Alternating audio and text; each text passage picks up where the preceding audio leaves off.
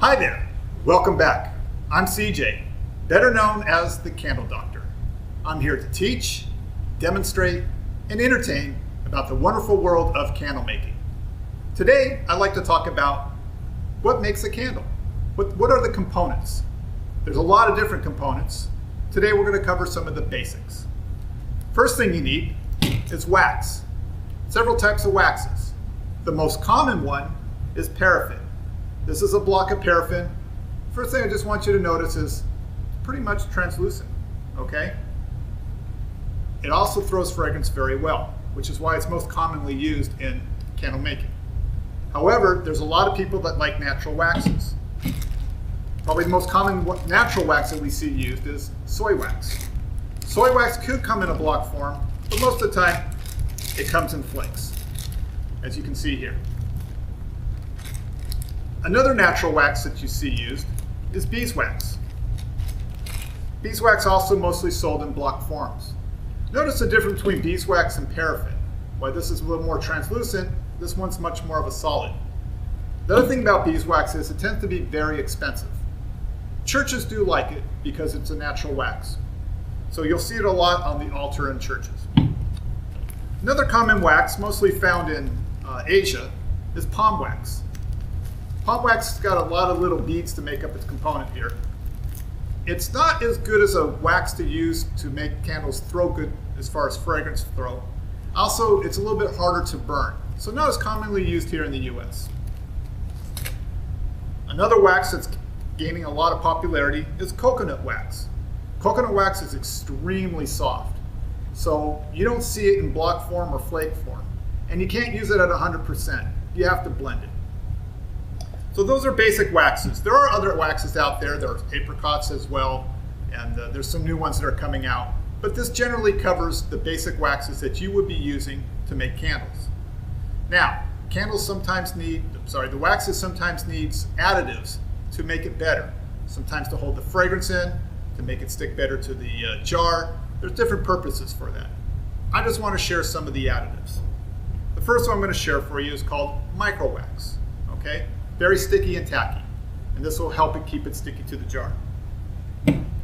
Other wax that we see used commonly is poly AC.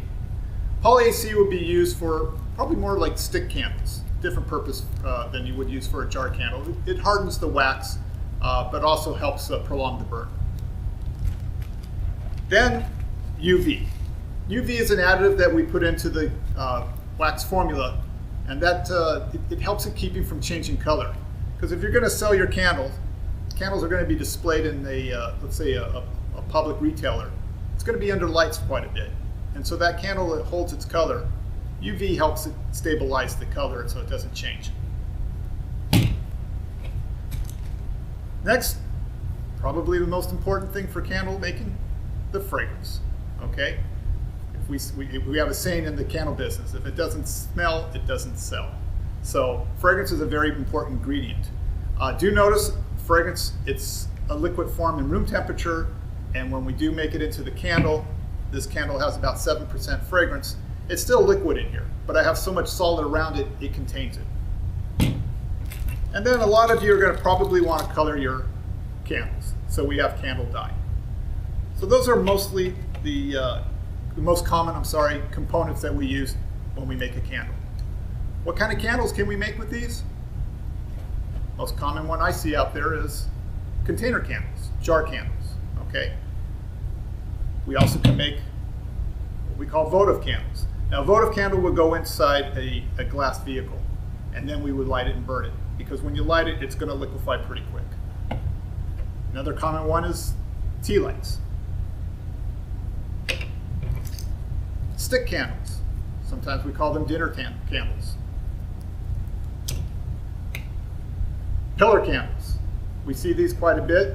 Put them on a nice ceramic surface, and you light it. No container necessary. Novelty candles. What's a novelty candle? It's a candle that's shaped in an identified shape that you can identify with. Sorry. So we got baby bottles. We got floaters. We call them floaters, flowers, but you put them in water and you light them up. And the last one I'm going to share with you is what we call a hurricane candle. Where it gets its name is it's hollow, kind of like the eye of the hurricane. So hurricane candles. So these are the basic candles and the basic components to make those candles. Now I know a lot of you are going to want more information about the components. So what I'm going to do for you is I'm going to go ahead and list them just below. You'll have a link there so you can find them as well as where you can purchase them.